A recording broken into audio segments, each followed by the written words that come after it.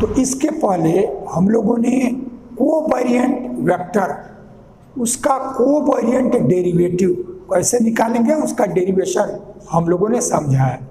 अब यहाँ covariant derivative ही निकालना है, लेकिन वो कंट्रावेरिएंट वेक्टर का। हमारा कोई भी रहे वेक्टर, चाहे कंट्रावेरिएंट हो चाहे कोवेरिएंट हो, चाहे हमारा सेकेंड ऑर्डर का कोवेरिएंट मिक्स्ड, चाहे कंट्रावेरिएंट वेक्टर या टेंसर कोई भी रहेगा, कोवेरिएंट डेरिवेटिव सबका हम निकाल सकते हैं।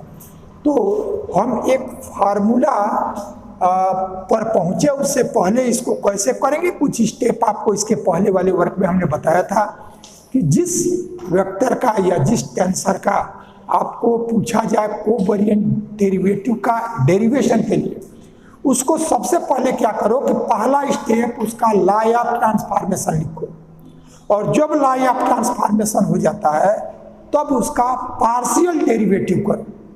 ये दो स्टेप करने के बाद तब उसमें आपको सेकेंड ऑर्डर का डेरिवेटिव आएगा।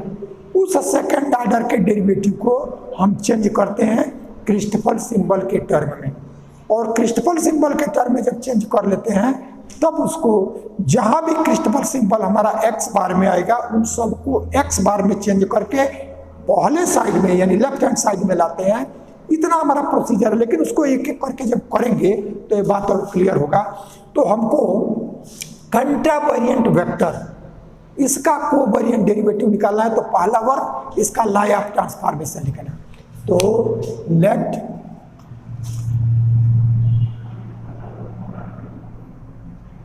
लेट भी bar I and B I are component of कंट्रावेरिएंट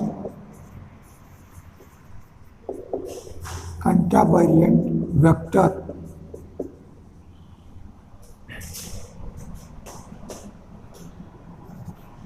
by law of transformation.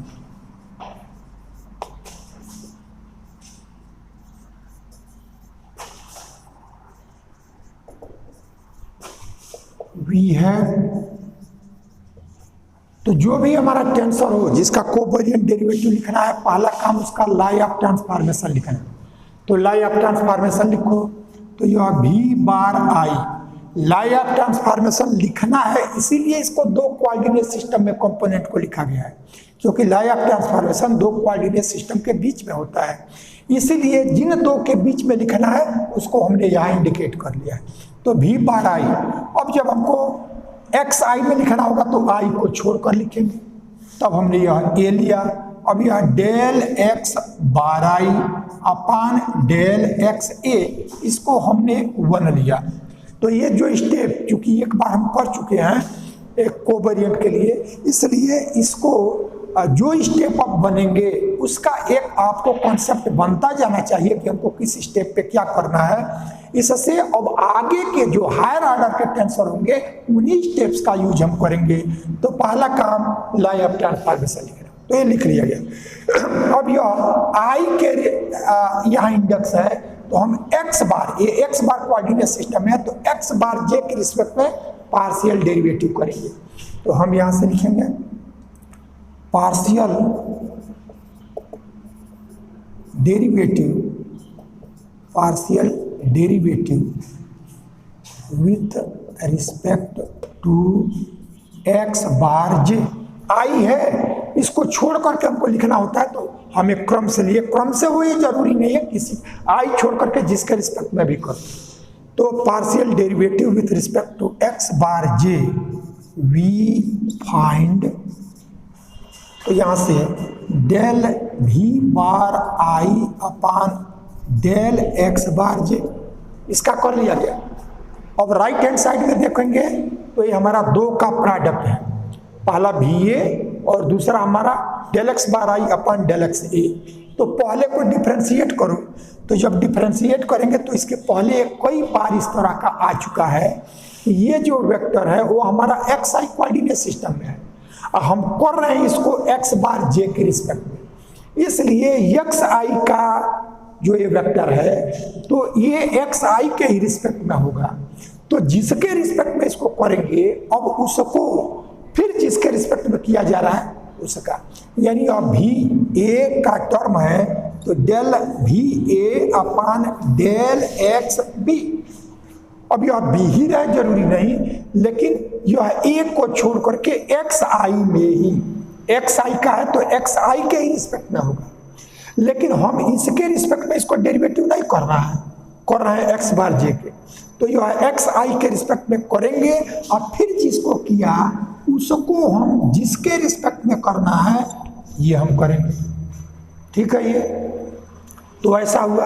तो अब हमने पहले का डेरिवेटिव किया, दूसरे को लिख लो, तो यह del X bar I upon del X A plus, अब पहले को लिखो, तो पहले को लिखेंगे तो यह भी ए। अब यहाँ थोड़ा सा फिर आपको केयर करना होगा, ये वर्क आगे भी जब हम लोग कंट्रावेरिएंट का करेंगे सेकंड ऑर्डर का, चाहे मिक्स्ड टेंसर जब करेंगे तो उसमें भी एक हमारा सेकंड ऑर्डर का करेंगे तो एक कंट्रावेरिएंट रहेगा, एक कोवेरिएंट रहेगा।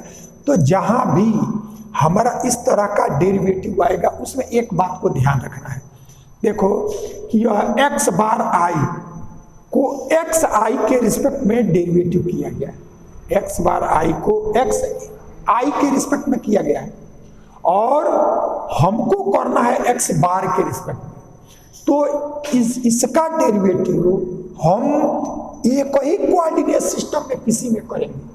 तो यदि ये एक्स आई के रिस्पेक्ट में है और हम एक्स बार जे के रिस्पेक्ट में कर रहे हैं तो यह एक्स आई के ही रिस्पेक्ट में होगा और उसका फिर हम एक्स बार जे के रिस्पेक्ट में करेंगे। इस बात को ध्यान रखना है, हमारा यहाँ दो कोऑर्डिनेट सिस्टम एक साथ नहीं है।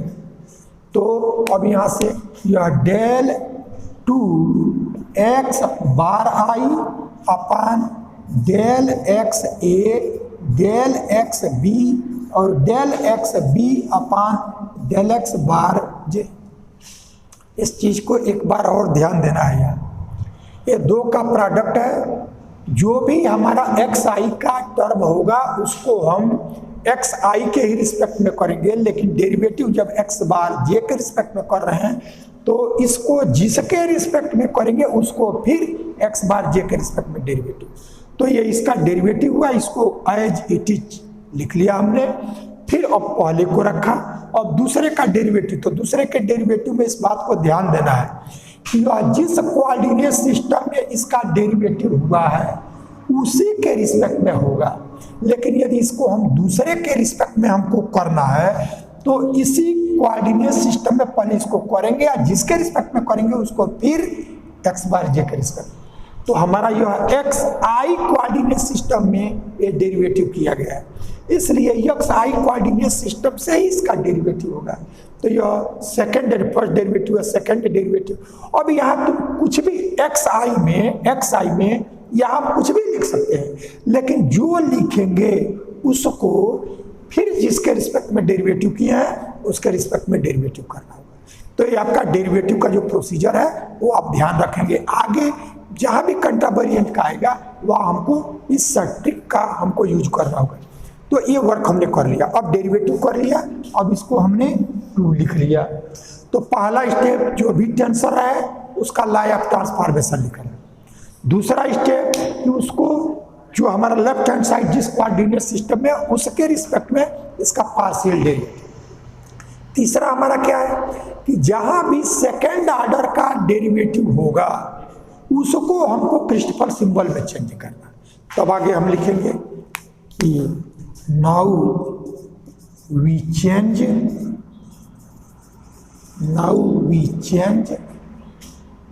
Del two x bar I upon del X A del X B in terms of Christoffel symbol.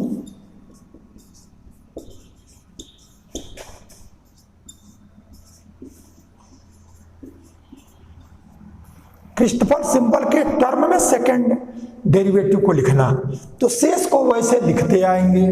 तो यह del V bar I upon del X bar J is equal to यह del V A upon del X B. अब इसको थोड़ा क्रम से लिख लें तो यह del X bar I upon del X A और यह डेल एक्स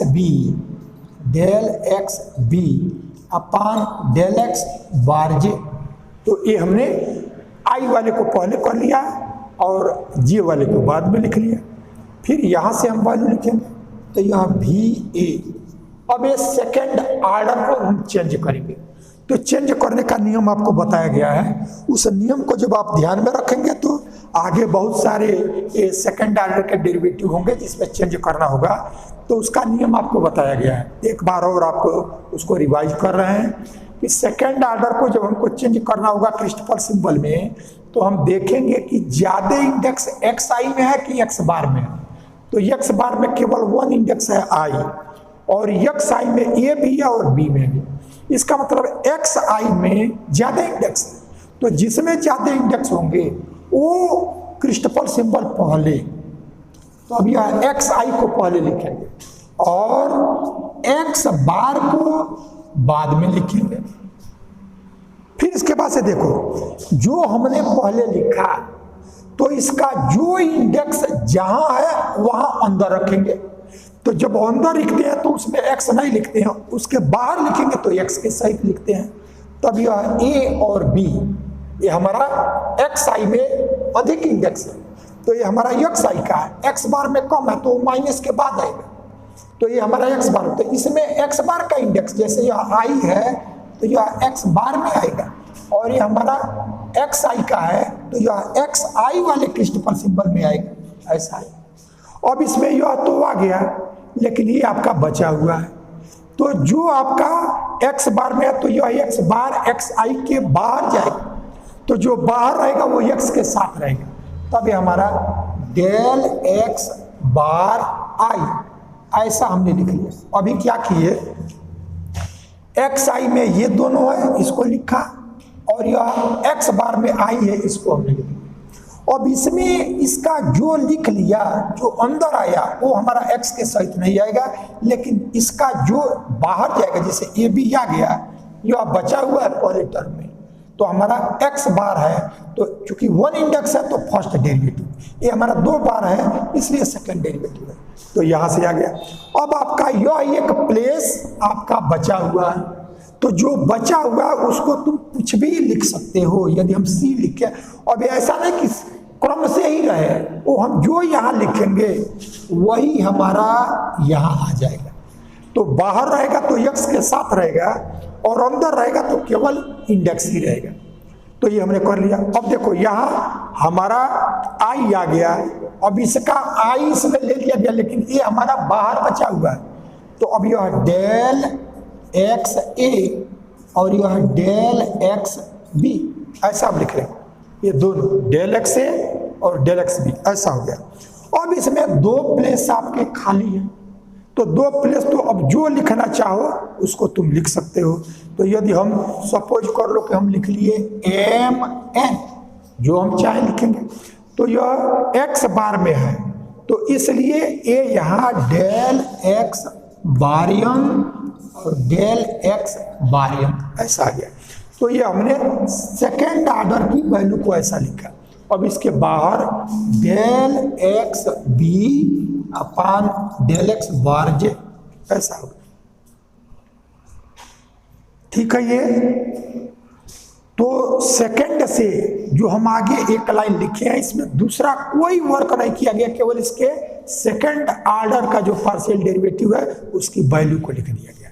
अब वो वैल्यू हम कैसे लिखेंगे उस तरीका को कई बार बताया जा चुका है। एक बार और आप समझ लें कि दो हमारे टर्म इसमें होंगे, उसमें सबसे पहले क्रिस्टफर सिंबल को लिखते हैं। तो जिस कोऑर्डिनेट सिस्टम में इंडेक्स अधिक होगा वो प्लस के साथ और जिसमें कम होगा वो हमारा माइनस के साथ। अब ये सभी टर्म पहले में भी आएंगे और ये सभी टर्म बाद में भी आएंगे। तो पहले वाले में यह ए बी चूंकि यह यक्स आई का है तो इसमें यक्स आई के जो रहेंगे वो क्रिस्टफर सिंबल के अंदर आएंगे और जो हमारा एक्स बार है तो एक्स आई के क्रिस्टफर सिंबल में एक्स बार नहीं आएगा तो वो बाहर जाएगा। तो जो बाहर जाएगा वो हमारा एक्स के साथ ही जाएगा। तो ये हो गया। अब आपका ये वैल्यू यहाँ आया और ये यहाँ आया। अब ये प्लेस खाली है कि क्रिस्टोफर सिंबल में 1 इंडेक्स ऊपर भी होता है, 2 नीचे होता है। तो यहाँ जो लिखोगे उसी को यहाँ डमी बनाएंगे। तो यह एक्स आई में ये है, एक्स बार में नहीं है, तो यहाँ एक्स आई में ही सी लिखा जाएगा। फिर आगे देखो, ये तीनों टर्म यहाँ भी आएंगे। तो एक्स बार में ये एक्स बार का है, तो ये आई ही केवल एक्स बार का है, तो ये आई ऊपर है, तो ऊपर हमने लिख लिया। और यह डेल एक्स है और डेल एक्स बी, ये अलग अलग लिखे जाएंगे। सेकेंड ऑर्डर को तो चेंज ही कर रहे हैं। तो यह डेल एक्स है और डेल एक्स बी, यह चूंकि एक्स आई में है और यह एक्स बार का है, इसलिए एक्स आई का टर्म इसके बाहर है। अब हमारा नीचे 2 इंडेक्स और चाहिए। तो 2 इंडेक्स जो आप यहाँ लिखोगे, जो इसमें फ्री इंडेक्स न हो, तो ये जो 2 लिखेंगे वही हमारा, चूंकि यह एक्स बार में है, तो ये डमी होगा डेल एक्स बार एम और डेल एक्स बार एन। ये हमारा इसकी वैल्यू आ गया। अब यह आपका बचा हुआ है, एज इट इज लिख दिया। ठीक है ये, तो ये हमारा तरीका हुआ लिखने का। तो अब हमको इसको मिटाना है, इसलिए समझ लो कि तो इस तरह से 3 स्टेप। पहला जो टेंसर है, लाई ऑफ ट्रांसफॉर्मेशन लिखना। दूसरा उसका पार्शियल डेरिवेटिव। इन स्टेप्स को ध्यान में रखो। एक कैलकुलेशन तो इसका डेरिवेटिव करना है, तो डेरिवेटिव करना आपको पता है, तो ये याद रखने वाली चीज नहीं है। आप पहला ध्यान रखें कि जिस टेंसर का हो, अभी हम लोग आगे सेकंड ऑर्डर में आएंगे, थर्ड ऑर्डर में आएंगे, लेकिन सबका स्टेप वही, पहला जो भी रहेगा लाई ऑफ ट्रांसफॉर्मेशन लिखना, अगला उसका पार्शियल डेरिवेटिव लिखना, उसके आगे पार्शियल डेरिवेटिव करोगे तो सेकंड ऑर्डर का टर्म आएगा, उसको क्रिस्टोफर सिंबल में बदलना। ये 3 स्टेप अभी हम लोगों ने किया।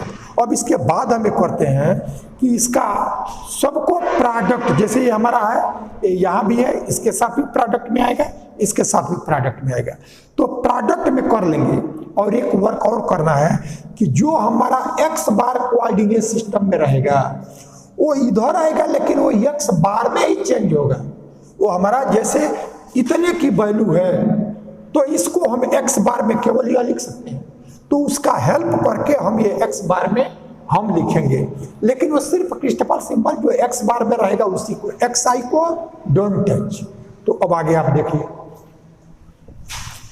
इसको बस लिखते जाओ। अंतर ये करना कि इसका प्रोडक्ट कर लेना है, और जो एक्स बार में आएगा उसको देखेंगे कि उसके साथ सभी टर्म समाप्त होकर के एक्स बार का हमको टर्म कैसे आ जाएगा। तो अब यहाँ से शेष को देख करके लिखते जाना है। Del V bar I upon del X bar J is equal to del V A upon del X B, और यह del X bar I upon del X A और del X B upon del X bar J, ऐसा ही पहले को plus इसका product इसमें करो।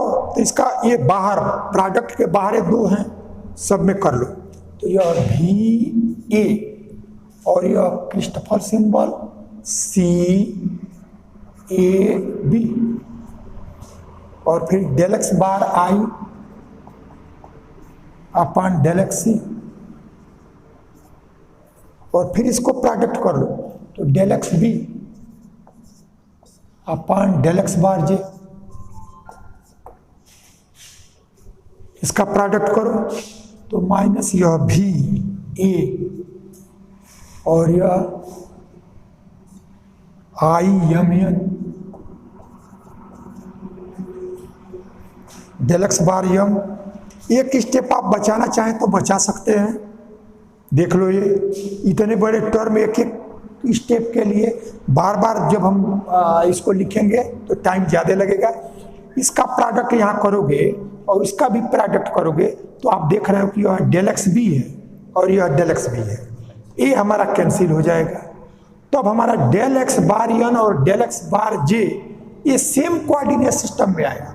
तो जब सेम कोऑर्डिनेट सिस्टम में आएगा तो क्रोनेकर डेल्टा देगा। ठीक है ये, तो इस स्टेप को आप ऐसा समझ लो और लिख लो। तो यह भी ए, यह आई एम एन और यह del X bar M, del X bar M upon del X A del X ए। अब इसकी जगह हम लिख रहे हैं क्रोनेकर डेल्टा क्रोनेकर डेल्टा ऊपर n है और नीचे J है, ऐसा लिखेंगे। आप इसको समझने के लिए ऐसा लिख सकते हैं, यहाँ ये समझने के लिए since del X bar n upon del X B into del X B upon del X bar J, ये जो आएगा वो हमारा del X bar N upon del X bar J, या यह क्रोनेकर डेल्टा एन जे। ये कैसे आया है यह स्टेप, ये हमने बता दिया, ठीक है। ये तो अब आपको इतना ही लिखना पड़ता, नहीं तो इतने के लिए आपको सबको एक बार और लिखना पड़ता। तो ये चीज हो गई। अब इसको फिर से करना क्या है, विचार हम उसी पे करेंगे जो हमको जहाँ चेंज करना है, जहाँ चेंज नहीं करना है वैसे हम लिखते आएंगे। तो अब आपको इसमें जब सेकेंड ऑर्डर को चेंज कर लिया, तब आप देखिए ये वैल्यू आया क्रोनेकर डेल्टा में, तो यहाँ से ये क्रोनेकर डेल्टा यह एन और एन ये रिप्लेस होगा, उसकी जगह जे आ जाएगी। तो अब इसको लिखो एक बार, तब यह वैल्यू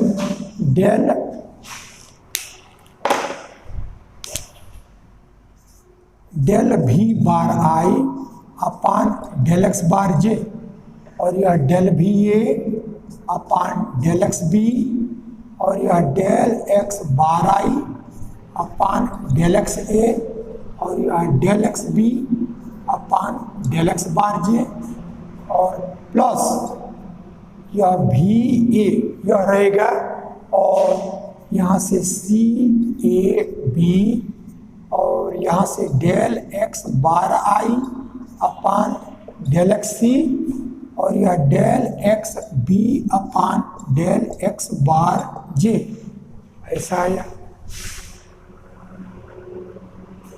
अब माइनस इसके वैल्यू में देखें, यह वी ए यह तो रहेगा, लेकिन यह क्रोनेकर डेल्टा ऑपरेटर है, तो यह एन से एन रिप्लेस होके यहाँ जे दे देगा। तब यह आया आपका यह वैल्यू आई एम जे, और तब आपको सिर्फ del X bar M, del X bar M अपान डेल एक्स ए, ये वैल्यू ऐसा है, ठीक है। ये तो ऐसा हम लोगों ने लिख लिया। अब आपको ये करना है कि देखना है कि क्रिस्टफल सिंबल हमारा एक्स बार में कौन सा है।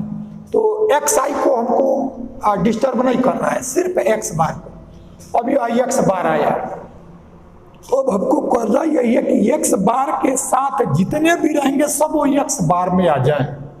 तो अब यह एक्स बार जो हम पहला लॉ ऑफ ट्रांसफॉर्मेशन लिखे हैं, उससे आप देखो कि जैसे यह वी बार आई, समझने के लिए अभी इसको मिटा देंगे, वी बार आई, तो यह वी ए और del X bar I upon del X ए, ये हमारा तरीका होता है। तब ये तो हमारा एक्स आई में है। अब इसको हम इस फॉर्म में लिखें, लेकिन इससे यह कैसे पाएंगे, इसको आप ध्यान दो। तो आपका यह ए और ए डमी है, ये समाप्त हो गया, और तब जो इसमें बच गया तो एक्स बार में है, तो वही हमारा यहाँ आ गया, ठीक है। ये तो इसी का यूज आप यहाँ करोगे, तो यह ए और यह समाप्त हो जाएगा, और एक्स बार में यम है तो यहाँ भी बार एम ऐसा आ जाएगा। तो वही हमको लिख लेना है, तो यह del V bar I upon del X bar J plus del V A upon del X B, और del X bar I upon del X A, del X B upon del X bar J plus V A, और यह C A B del X bar I upon del X C, और यह del X B upon del X bar J, और इसको लिख सकते हैं, इसको हम भी बार एम, और ये आपका IMJ। अब ये कहाँ से आया? तो हमारा पहला जो इक्वेशन है उससे फ्रॉम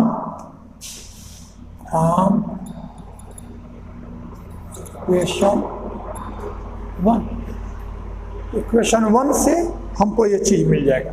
तो अभी तक कैलकुलेशन इतना किया है, लेकिन आपने किया क्या? जो भी हमारा टेंसर है उसका लॉ ऑफ ट्रांसफॉर्मेशन लिखा, पहला स्टेप। दूसरा स्टेप, उसको एक्स बार में जो इंडेक्स है उसको छोड़ करके किसी के रिस्पेक्ट में पार्शियल डेरिवेटिव कर लेना। तीसरा स्टेप, जो आपका पार्शियल डेरिवेटिव होगा तो उसमें सेकेंड ऑर्डर के डेरिवेटिव आएंगे, तो सेकेंड ऑर्डर के डेरिवेटिव को क्रिस्टफर सिंबल में चेंज कर लेना। और जब वो क्रिस्टफर सिंबल में चेंज हो जाए तो जो क्रिस्टफर सिंबल हमारा एक्स बार में है, जो एक्स बार में है उसके साथ सभी टर्म को एक्स बार में लिखना। तब ये एक्स बार में तो है, अब इसको और इसको मिल करके हम एक्स बार में क्या लिखेंगे?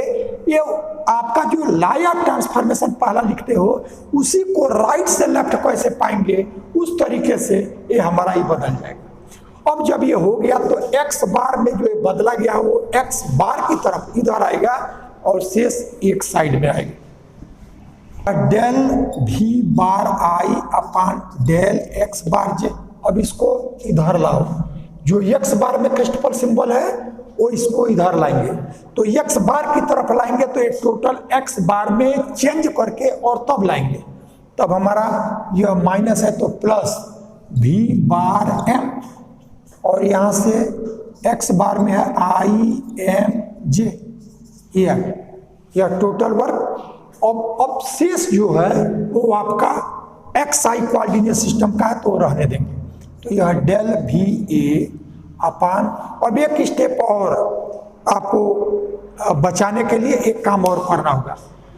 अभी हमने सिर्फ ये किया है कि इसको इधर ला दिया। अब आपको ये वर्क है कि इसमें जो पार्शियल डेरिवेटिव है, तो जो क्रिस्टफर सिंबल आपका XI कोऑर्डिनेट सिस्टम में बचा हुआ है उसके पार्शियल डेरिवेटिव और ये पार्शियल डेरिवेटिव दोनों को सेम करना, जिससे कि ये हमारा बाहर चला जाए। तो सेम करने वाला वर्क इसी में हम इसी स्टेप में करते भी चलेंगे।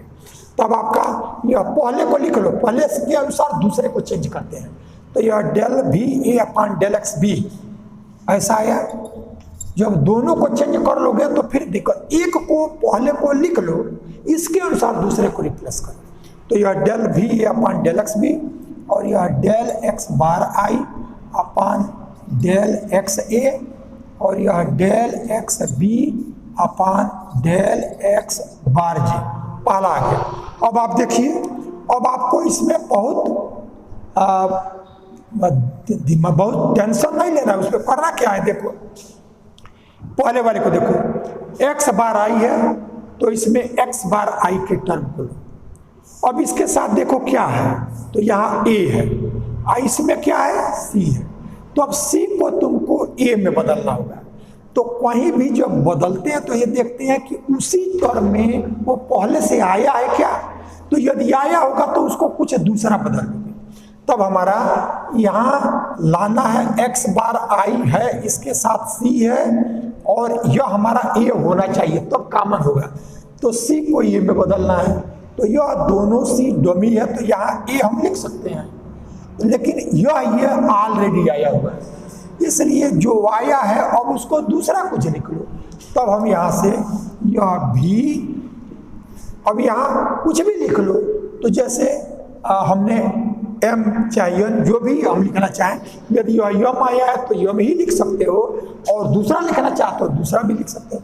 तो यह भी एम ऐसा, लेकिन ये नहीं सोचना कि यहाँ यम लिखिए तो यहाँ एम ही लिखेंगे। इसको छोड़ करके सी को ए में बदलना है तो ए छोड़ करके और जो आया उसको जो, तो यहाँ से एम, तब आपका क्या आया, ये सी की जगह ए कर लेना है, और यह चेंज हुआ है एम, तो यह एम, और यह बी आपका देखो यह del X B del X bar J, ये सेम है तो इसको हमको बी को नहीं चेंज करना है।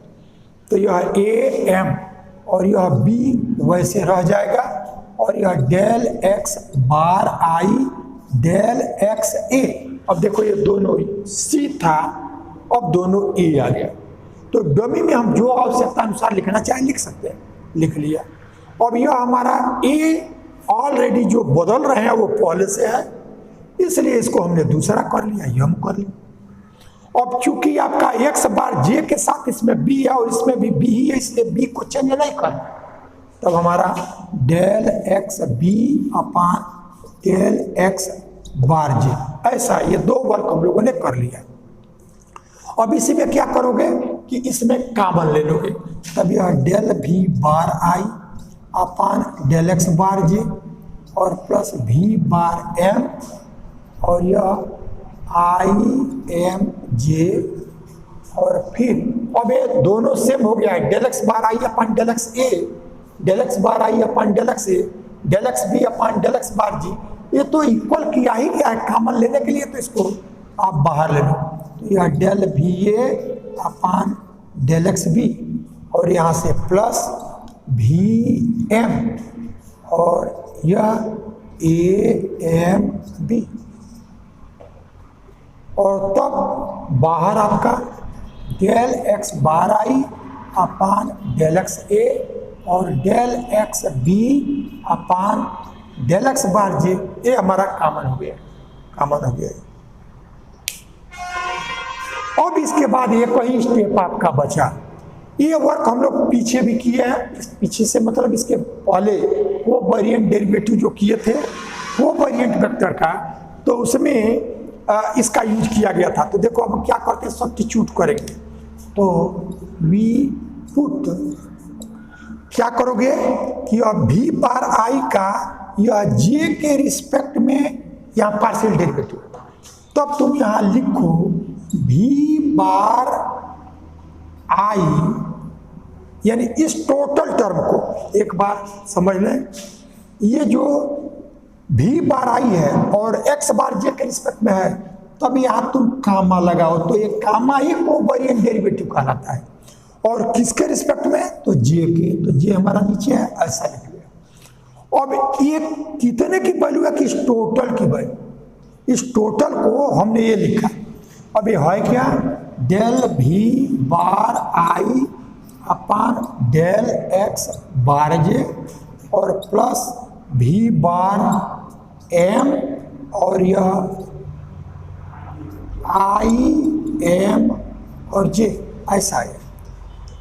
तो हम जो है नोटेशन लेते हैं, क्या लेते हैं कि जिसका पार्शियल डेरिवेटिव जिसके रिस्पेक्ट में है वही एक्स बार में है, तो यह भी बार आई, और जिसके रिस्पेक्ट में पार्शियल डेरिवेटिव है कामा के बाद यह जे, तो यह भी बार आई जो कंटेम्पोरेंट है वह जे के रिस्पेक्ट में यही कोवेरिएंट डेरिवेटिव कहलाता है। लेकिन अब यहाँ थोड़ा सा ध्यान दे दें कि इसका पार्शियल डेरिवेटिव ये है, लेकिन ये जो वैल्यू है इस वैल्यू को क्या रहे तभी ये लिखेंगे, ऐसा नहीं कि आप कुछ भी रहे और ये जो पार्शियल डेरिवेटिव है उसको ऐसे हम लिख लेंगे। उसका एक लॉ है, उस लॉ के अनुसार होना चाहिए। क्या लॉ है कि ये देखो अब ये चीज कैसे मिली, उसी का यूज आगे भी हम करेंगे।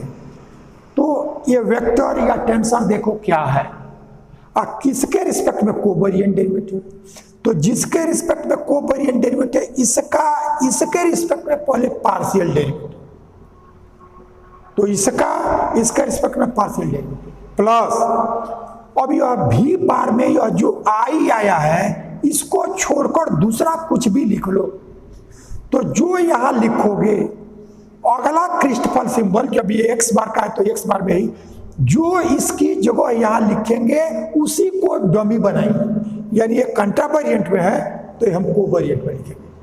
अब ये जो वैल्यू है वही यहाँ है और जिसके रिस्पेक्ट में डेरिवेटिव है वो यहाँ है। जब इस लॉ को सेटिस्फाई करेगा तब इस टोटल की जगह हम इतना लिख लेंगे। अब इसी का यूज करते हुए देखो हम इसको क्या लिख सकते हैं, तो देखो यह ए, इसको हम लिखेंगे एंड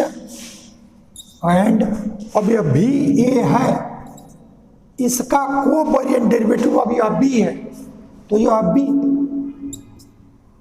अब देखो कि जिस लॉ से यह आया है उसी ला से यह भी है क्या?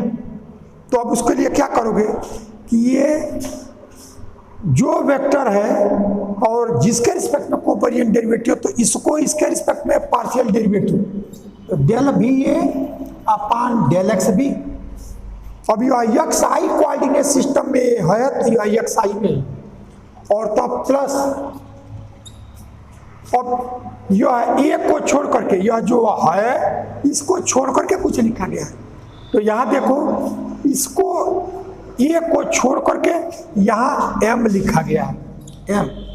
अब एक क्रिस्टफल सिंबल ये हमारा एक्स आई में है तो यह एक्स आई है, तो जो यहां लिखोगे उसको डमी बनाओगे, नीचे रहेगा तो ऊपर, और ये ऊपर है तो यहां नीचे। अब यह देखो जो बचा वही आपका यह ए और यह बी, यही चीजें है। तो देखो दोनों एक ला से लिखे गए हैं। हमने क्या किया कि ये जो यहाँ वेक्टर है जिसके रिस्पेक्ट में पार्शियल डेरिवेटिव है, तो इसी वेक्टर को कामा के बाद, कामा को हम कोवेरिएंट डेरिवेटिव समझते हैं, तो इसको इसके रिस्पेक्ट में हमने कोवेरिएंट डेरिवेटिव, ये नोटेशन है। लेकिन ये वैल्यू किसकी लिखी गई है? इस टोटल को। तो देखो कि ये टोटल जो ये लिखा गया है इससे तो ये हमने लिख लिया, लेकिन इससे ये कैसे पाएंगे? क्या जैसे केवल यदि हमारा यह भी बार आई और डेल एक्स बार जे है और यहाँ हमारा कुछ भी रहे तो भी हम ऐसा नहीं लिख सकते हैं। क्या रूल रहेगा उस रूल को समझो। रूल है कि ये जो वैल्यू है जिसके रिस्पेक्ट में पार्शियल डेरिवेटिव, तो यहाँ कामा ले लो। अब इससे जो ये चीज मिलेगा कैसे मिलेगा उसको देखो। तो इसको जिस कोऑर्डिनेट सिस्टम में इसके रिस्पेक्ट में पार्शियल डेरिवेटिव, अब अगले में प्लस लिखा और जो ये इंडेक्स है उसको छोड़ दो, दूसरा कुछ भी लिख लो। तो दूसरा हमने लिख लिया, यो में ही लिखो, कोई जरूरी नहीं, तुम कुछ भी लिखो, लेकिन जो यहां लिखोगे वही यहां लिख करके डमी बना दो। यदि इसको यह ना लिखते तो ये यह आता, क्यों लिखते तो क्यों आता, यानी इसको छोड़ करके कुछ भी तुम लिखो, जो यहां लिखो उसको क्रिस्टफल सिंबल में डमी बना, और शेष जो दोनों हैं अब उसको एज इट इज रहने दो। देखो कि जिस रूल से ये किए हैं उस रूल से ये क्या होगा। तब देखो यह इसका इसके रिस्पेक्ट में, तो यह एक्स आई में इसका इसके रिस्पेक्ट में कोवेरिएंट। अब देखो कि जिस रूल से ये आया, ये लिखे तो हमको यही मिल जा रहा है क्या। तब आपका भी ये का जिसके कामा के बाद जो है इसका इसके रिस्पेक्ट में पार्शियल डेरिवेटिव, तो ये आपका है, और प्लस भी में अब इसको छोड़ करके कुछ लिखना, तो ये एक को छोड़ करके यम लिखा गया, और जो ये है उसको डमी बनाना, यह यम है। डमी बनाना, और जो ये बचा हुआ है उसको लिख देना। तो यानी जिस रूल से इससे इसको लिखा गया उसी रूल से इससे इसको हम लिख सकते हैं। अब ये सब्स्टिट्यूशन यहां कर दो, तो अब इक्वेशन कहां तक आया है, तो इसको हम थर्ड ले लें, ये थर्ड आ गया। अब इसके बाद हम क्या करें कि जो इतनी वैल्यू ये है उसकी जगह यह लिख दो, और जो इतनी वैल्यू ये है उसकी जगह यह लिख दो। तो वी पुट दिस इक्वेशन 3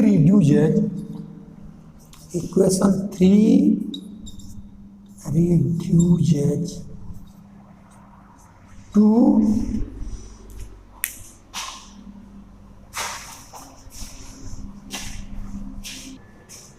अब ये जो वैल्यूज हैं इतने की जगह, ये टोटल की जगह यह लिख लो, भी bar I J is equal to, इस टोटल की वैल्यू इतना, यही टोटल है, उसकी जगह ये, और इज इक्वल टू, अब इसके हेल्प से इतने की वैल्यू ये है उसको भी बार ए कामा, नहीं केवल भी है कामा भी, और यह इसके बाद जो बचा हुआ है del X bar I upon del X A और del X B upon del X bar J, ये आ गया। अब यहाँ से दो चीज आपको मिलेगी। पहला ये कि हम ये देखेंगे कि ये टेंसर का जो लॉ ऑफ ट्रांसफॉर्मेशन है उससे ये करेक्ट है। तो जब टेंसर के लॉ ऑफ ट्रांसफॉर्मेशन को सेटिस्फाई करेगा, इसका मतलब वो हमारा टेंसर होगा। तब आप देखो क्या है, V बार आई जे ऐसा है। तो अब हम जो लॉ ऑफ ट्रांसफॉर्मेशन लिखते हैं तो जो इंडेक्स होता है उसको छोड़ करके लिखते हैं। तो y को छोड़कर a लिखा, कामा है, इसके बाद j को छोड़ करके b लिखा। अब ये जिधर रहता है वो इंडेक्स उधर ही आता है। तो यह डेल एक्स बार आई ऊपर है तो डेल एक्स बार आई ऊपर, और आई के लिए ये है तो ये हमारा डेल एक्स आई में डमी, यह डेल एक्स बार जे नीचे है तो नीचे, और इसके लिए यह बी है तो यह बी एक्स आई में डमी। इसका मतलब हमारा ये लॉ ऑफ ट्रांसफॉर्मेशन से सही है। तो इसका ये है क्या, V बार आई जे, यही हमारा कंट्रावेरिएंट वेक्टर V बार आई का J के रिस्पेक्ट में कोवेरिएंट डेरिवेटिव है। तो इसका मतलब ये हुआ कि किसी भी कंट्रावेरिएंट वेक्टर का जो कोवेरिएंट डेरिवेटिव होगा वह एक टेंसर होगा। और वो टेंसर कितने आर्डर का होगा, तो ये हमारा सेकेंड आर्डर का मिक्स्ड होगा, क्योंकि एक इंडेक्स ऊपर है और एक इंडेक्स नीचे है। तो हमारा सेकेंड आर्डर का एक मिक्स्ड टेंसर है। तो which is true for law of transformation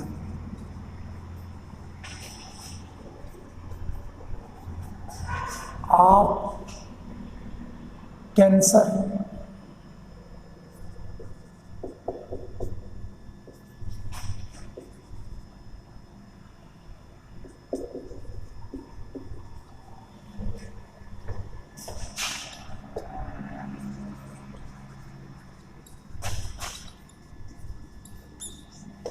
यानी ये जो है वो हमारा which is true for law of transformation, ये mixed tensor of second order के मिक्स्ड टेंसर का जो लॉ ऑफ ट्रांसफॉर्मेशन है उसको सेटिस्फाई कर रहा है। लेकिन ये है क्या, ये क्या है, कामा के पहले जो रहता है वो हमारा वेक्टर, ये फर्स्ट आर्डर का है तो वेक्टर, और सेकंड रहेगा, थर्ड रहेगा तो टेंसर। तो हमारा कंट्रावेरिएंट वेक्टर का ये कोवेरिएंट डेरिवेटिव है, कोवेरिएंट डेरिवेटिव है। तो यानी किसी भी कंट्रावेरिएंट वेक्टर का कोवेरिएंट डेरिवेटिव जो होगा वो हमारा सेकेंड आर्डर का मिक्स्ड टेंसर हो गया। तो hence covariant derivative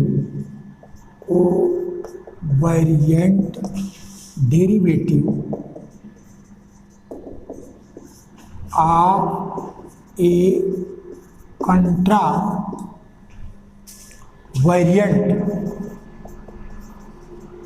vector V bar I is a mixed tensor of second order.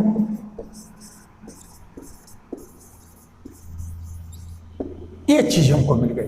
यदि ये कहा जाता है कि so that covariant derivative of a contravariant vector is a mixed tensor of second order, तो यही प्रोसीजर हम करेंगे। तो दो चीजें, ये जो वैल्यू है जो ये V बार आई के बाद कामा जे जो लिखे हैं आई, इसकी जो ये वैल्यू है, ये वैल्यू इसका कोवेरिएंट डेरिवेटिव कहलाता है। और इस covariant derivative law of transformation को सेटिस्फाई करता है, तो ये हमारा टेंसर होता है। अब एक बात को हमेशा ध्यान रखिएगा, हमारा टेंसर कोई भी रहे, चाहे वो हमारा फर्स्ट आर्डर का रहेगा तो वेक्टर कहलाएगा, और फर्स्ट से अधिक रहेगा तो टेंसर कहलाएगा।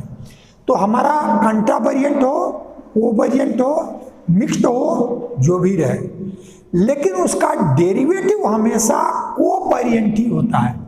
अब आप ऐसा नहीं सोचेंगे कि कोवेरिएंट वेक्टर पहले इसके पहले वाले में था, तो कोवेरिएंट वेक्टर का डेरिवेटिव जो होगा इस तरह का वो कोवेरिएंट डेरिवेटिव, और यहाँ जो कंट्रावेरिएंट वेक्टर है तो इसका डेरिवेटिव हमारा कंट्रावेरिएंट डेरिवेटिव, तो ऐसा नहीं है।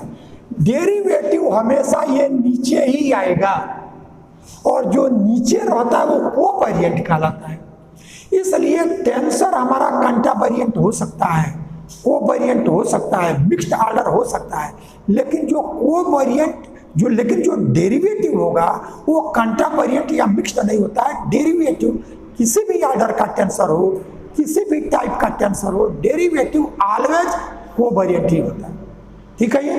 तो इस तरह से एक कंप्लीट वर्क जो आपने किया, इन दो को आप ठीक से समझ लो तो वैसे ही तुम किसी ऑर्डर के टेंसर का कोवेरिएंट डेरिवेटिव का फार्मूला डेरिवेशन करना होगा वो आप कर सकते हैं। किन किन स्टेप को किया?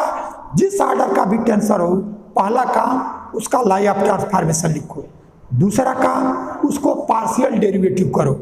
तो जब पार्शियल डेरिवेटिव करोगे तो उसमें सेकंड डेरिवेटिव हमको मिल जाएगा। अब उस सेकंड डेरिवेटिव को क्रिस्टफल सिंबल में चेंज करना, ये तीसरा स्टेप। और चौथा स्टेप क्या है? क्रिस्टफल सिंबल जो एक्स बार में है उसके साथ पार्शियल डेरिवेटिव भी होगा। तो लॉ ऑफ ट्रांसफॉर्मेशन जो पहला इक्वेशन लिखे उसके हेल्प से उसको एक्स बार में बदल दो, और जब एक्स बार में वो बदल जाएगा तो उसको एक्स बार में लाओ और शेष सबको एक्स आई में लो। अब एक्स आई के बाद जो पांचवा कंडीशन हमारा होता है वो ये करते हैं कि सब में जो पार्शियल डेरिवेटिव है उसको इक्वल बनाते हैं जिससे वो कॉमन आ जाए। और जब वो कॉमन आ जाएगा तब जो हम यह नोटेशन लेते हैं, इससे यह नोटेशन, वही नोटेशन हम सब्स्टिट्यूट करके और वो लॉ ऑफ ट्रांसफॉर्मेशन को दिखा देते हैं और वो टेंसर हो जाता है।